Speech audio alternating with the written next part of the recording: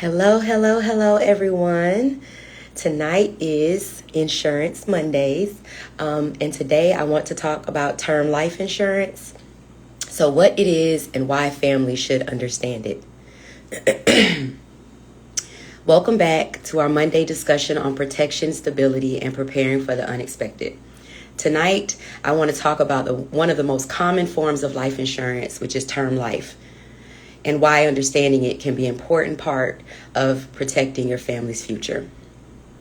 So as we progress in our weekly Monday night sessions related to insurance and proper protection, I will dive into some of those different types of insurance, what some of the benefits are, and as we go, I'll add speakers and other people that can go into more detail about different plans that maybe I don't have available, or who have extra expertise in those subjects. So, all right, let's start. So what is term life insurance? Sorry, guys, my computer is doing something weird.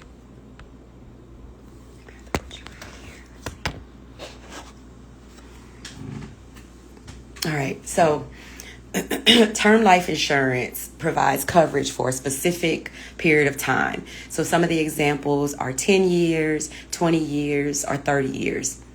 If the insured person passes away during that term, a death benefit is paid to the beneficiary.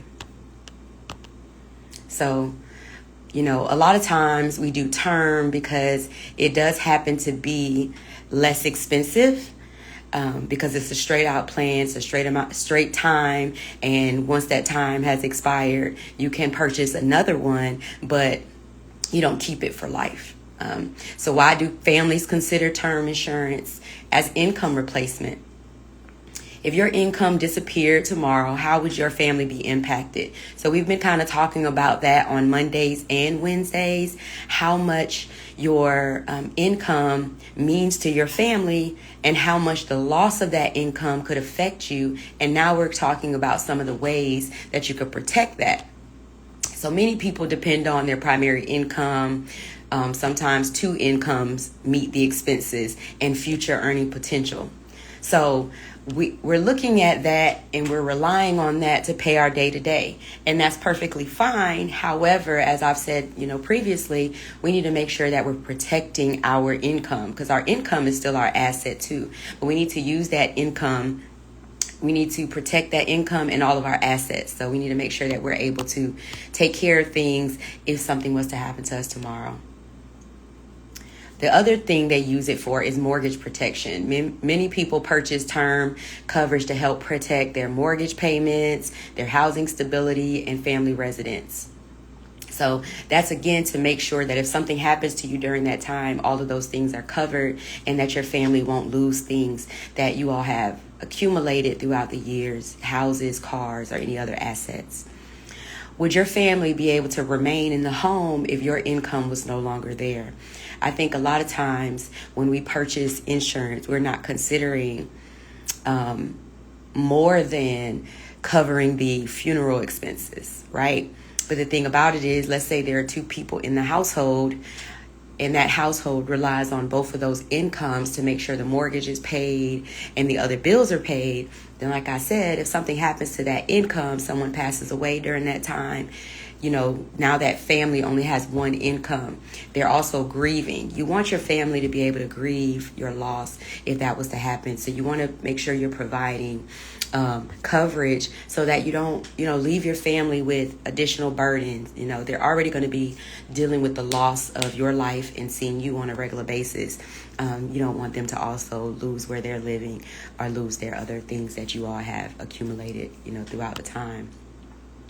So the other thing is children's expenses. So child care, education, and daily living expenses. Many parents purchase the coverage during the years when children are financially dependent, right? To make sure that things are covered until the kids become of age. Because if something is to happen, you want to be covered. So why is term insurance often affordable? Like I said, a lot of times people will get term as opposed to whole life or universal life, because it is, less expensive. And one reason is because it's temporary. It doesn't last forever. It doesn't grow additional money that you can pull from or anything like that. Policies are designed for a specific term period, which often allows individuals to obtain a higher coverage amounts at a lower premium compared to some permanent policies. So some of the common misconceptions when it comes to getting insurance, okay? I'm too young. Unexpected events don't look at your age. Life doesn't look at your age, and there are many people that are having, becoming disabled at a young age, having different disabilities that have the onset in your early, teens or 20s. We never know where life is going to take us, and we could be in a car accident and, something is happening to us. You want to make sure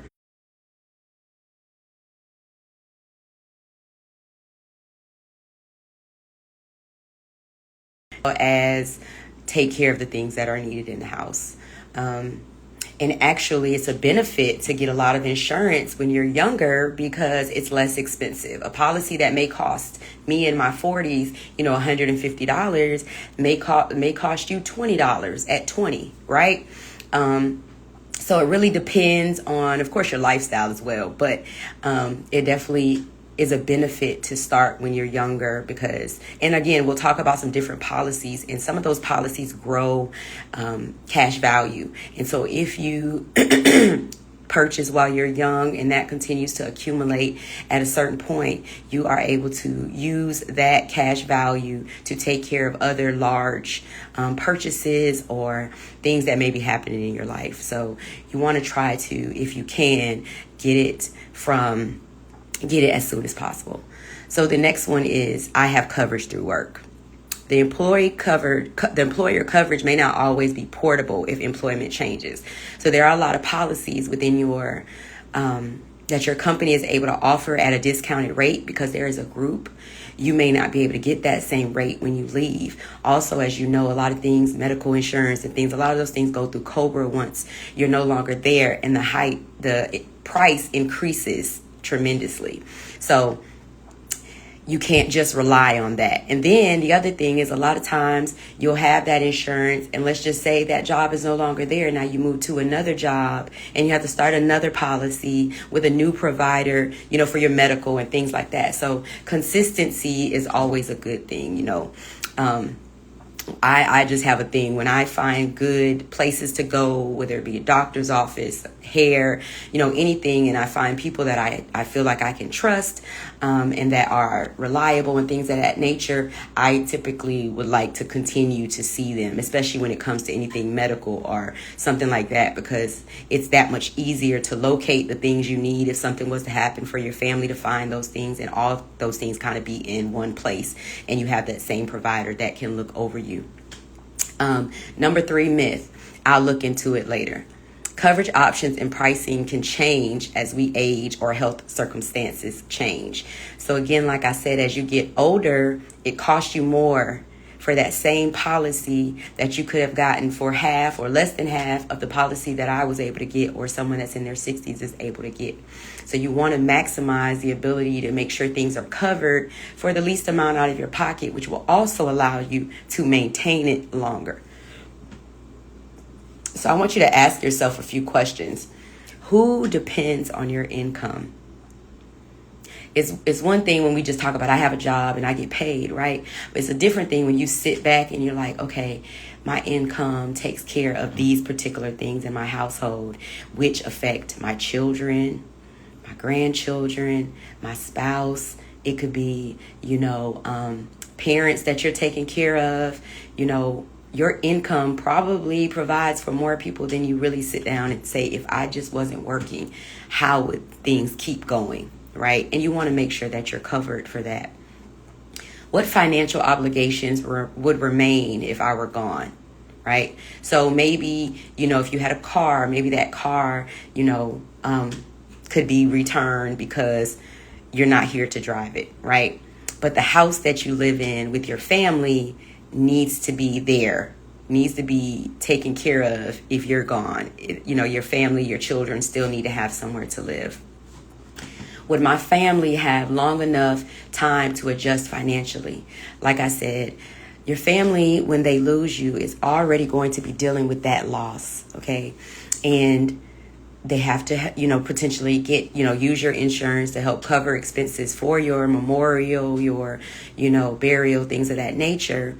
But then they need time to heal, and no one, or to grieve, no one can determine how much time that is, right? So, but if you can help it, you want them to have enough time and not have to feel rushed to get back to work, or whatever they have to do to make sure that things are still taken care of. Kind of like, well, I got to get right back to work. The doctor just released me. I or whatever the case is. But now it's like I have to go back, even though I really need more time because my family is unable. In that situation, that person will be unable to provide for the. I apologize for that. I don't know what's going on. It keeps pausing and saying there's some type of connectivity issue. So I hope you're not missing anything that I am saying. However, you just want to make sure that your family is covered and things are taken care of, and that you understand which one is for you. So I would love for you to reach out to me so we can sit down and I can help you make sure that your loved ones are taken care of in your absence, and or if something was to happen to you and you're not needing death benefits because you're still alive, what life benefits are available to you. So make sure to call me or text me 678-656-2154 related to that. So one of the reasons that I have these conversations is because many families simply haven't been exposed to this information. My goal is to help people make informed decisions, not fear-based decisions, so they can better protect what they've worked hard for. I want you to do a lot of these things before you need to do a lot of these things, okay? So I want to sit down with you and explain what these things mean and explain what coverages are there.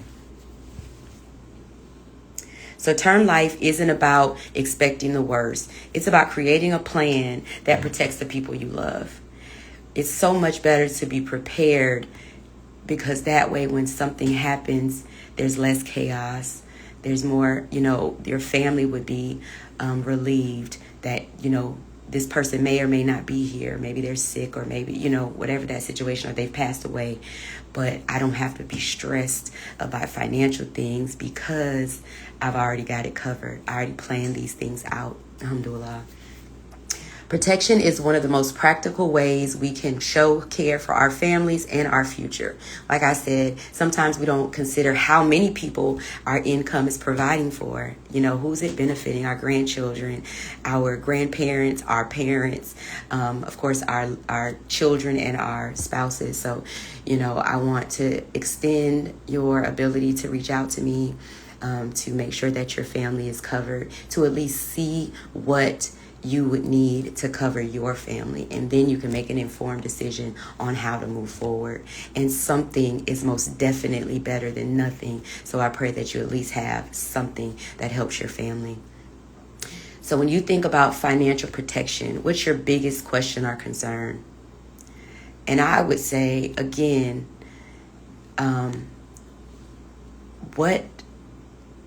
how does this affect the living part? That's the biggest concern for me, is if something happens to me and I'm debilitated in some way where I cannot work, I want to at least be able to protect my income and make sure that my family is taken care of. All right, let's see. Hi, Nikki.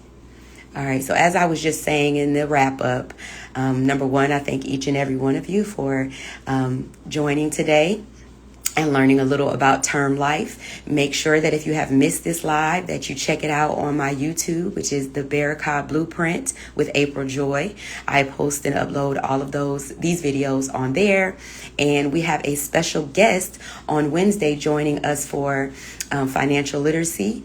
His name is Jared Brown. He is a mortgage or senior mortgage lender in Savannah, Georgia, and he will be on to talk about mortgages, the lending, and the real estate industry. So I look forward to seeing all of you on this Wednesday, June the 10th at 7 p.m. Thank you. You guys have a good night. Bye.